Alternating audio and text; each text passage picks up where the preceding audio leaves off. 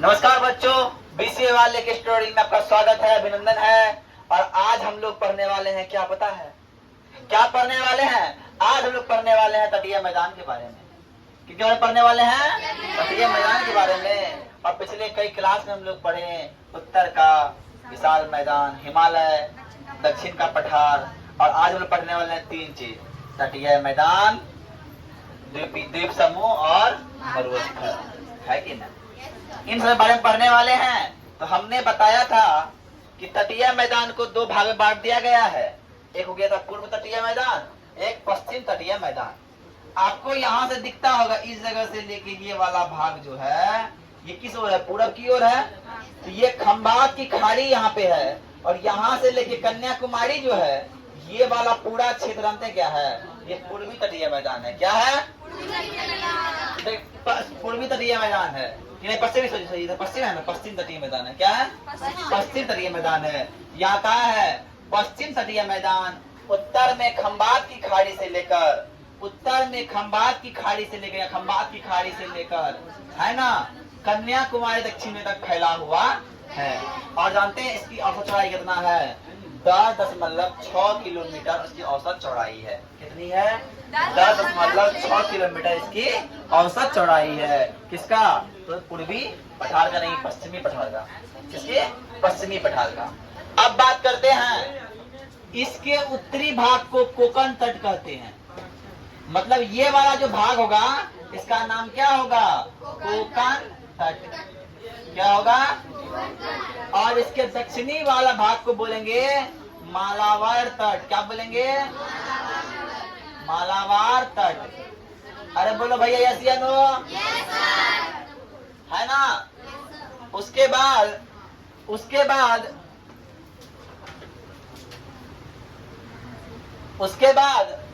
हम आते हैं पूर्वी तटीय मैदान पर। पूर्वी तटीय मैदान पर ये उत्तर में मुहाने से लेकर दक्षिण के कन्याकुमारी तक फैला हुआ है।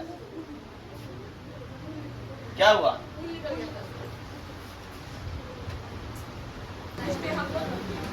अब देखिए, हम पूर्वी तटीय मैदान की बात कर रहे हैं। हम किसकी बात कर रहे हैं? पूर्वी तटीय मैदान की बात। ये कहां से? ये उत्तर में मुहाने से लेके दक्षिण में कन्याकुमारी तक फैला हुआ है। देखिए ये वाला भाग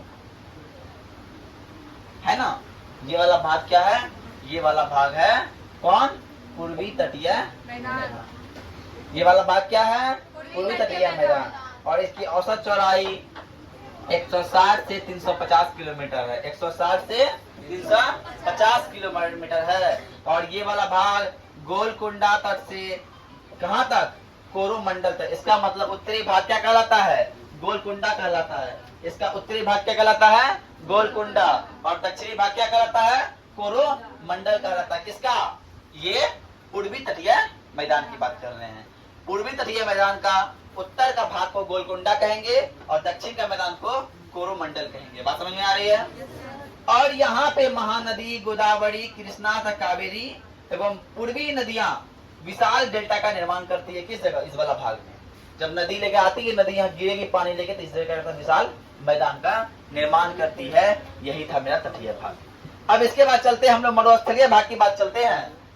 हम बताए थे इस जगह ये राजस्थान वाला भाग है। यहाँ पे एक अरावली पर्वत है ना, यहाँ एक अरावली पर्वत है और यहाँ विंध्याचल पर्वत है। इस जगह विंध्याचल पर्वत।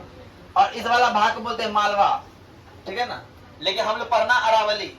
अरावली से पश्चिम की ओर जो पाया जाता है, अरावली से पश्चिम की ओर है कौन है? मरुस्थल जो है, वही मरुस्थल क्या है? भारतीय मरुस्थल। इसे राजस्थान का मरुस्थल भी कहा जाता है। देखिए भारत का मैप में ये अरावली भाग, अरावली से पश्चिम वाले भाग को हम लोग क्या बोलेंगे? हम लोग बोलेंगे मरुस्थलीय भाग। भारत का मरुस्थलीय भाग। यह बालू के टीले से ढका होता है। ये बालू के टीले से ढका होता है। यहाँ पे पेड़ पौधे की कमी होती है। अरे जहाँ बालू ही बालू रहेगा, पानी ही पानी नहीं होगा। जहाँ पानी होबे ना करे, पानी काहे ना आता है? यहाँ पानी ना बरसने कारण भी कौन है? यही अरावली। जब मानसून आती है, इस अरावली से टकरा के फिर लौट जाती है, इसलिए वहाँ बहुत कम मात्रा में बारिश हो पाती है। इसलिए वहाँ पे क्या होता है? पेड़ पौधे की कमी होती है और बालू ही। अब राजस्थान की सबसे लंबी नदी जो एक लूनी नदी है, राजस्थान में बहती है। कौन नदी बहती है? लूनी नदी राजस्थान में बहती है। और इसकी लंबाई 644 किलोमीटर है और चौड़ाई 160 किलोमीटर है। और इस चैप्टर का अंतिम भाग को बोलते हैं हम लोग द्वीप समूह। पहले द्वीप किसे कहते हैं? मान लीजिए एक क्षेत्र है, इसके चारों बगल जल ही जल है, चारों बगल जल ही जल है, इसको हम लोग क्या कहेंगे? द्वीप समूह कहेंगे। क्या बोलेंगे? द्वीप समूह कहेंगे।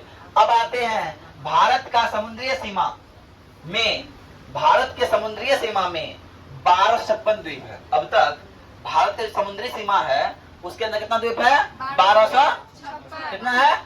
1256 द्वीप। और उनमें से बंगाल की खाड़ी में 572 द्वीप है, बंगाल खाड़ी में 572 द्वीप और अरब सागर में 47 द्वीप। बंगाल की खाड़ी में 572 द्वीप और अरब सागर में 47 द्वीप है। और जानते हैं सर, और बंगाल की खाड़ी में सबसे बड़ा द्वीप कौन है? हमारा अंडमान निकोबार द्वीप समूह। बंगाल की खाड़ी में सबसे बड़ा द्वीप समूह कौन है? अंडमान निकोबार द्वीप समूह। और इसमें लक्षद्वीप नाम का एक द्वीप समूह है जो कि अरब सागर में है। आई बात समझ में? आज यहाँ पे हमने जितना चीज पढ़ा वो सब खत्म हो गया। चैप्टर 2 में आप कुछ बचा नहीं है। तो आज के लिए हम लोग इतना ही करते हैं। जय हिंद, जय भारत। और एक बात आप लोग को सावन मास के सेकंड क्या बोलते हैं, द्वितीय सोमवार की ढेर सारी शुभकामनाएं, बधाई है ना। और आप लोग शिव जी से यही प्रार्थना कीजिए कि आप लोग को अच्छा से ज्ञान दे और अच्छा नौकरी मिले जल्दी जल्दी, ठीक है ना।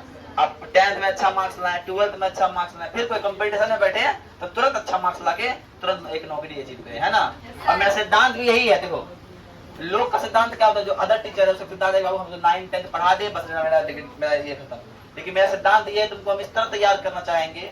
जानते हो शहर सब में, बड़ा सब कोटा में क्या होता है, जो बच्चा इंजीनियर बनना आता है, डॉक्टर बनना आता है, वो 8वीं क्लास से पढ़ना चालू करता है इंजीनियर डॉक्टर की पढ़ाई। क्यों? उसको बनना है। अगर हम लोग को जो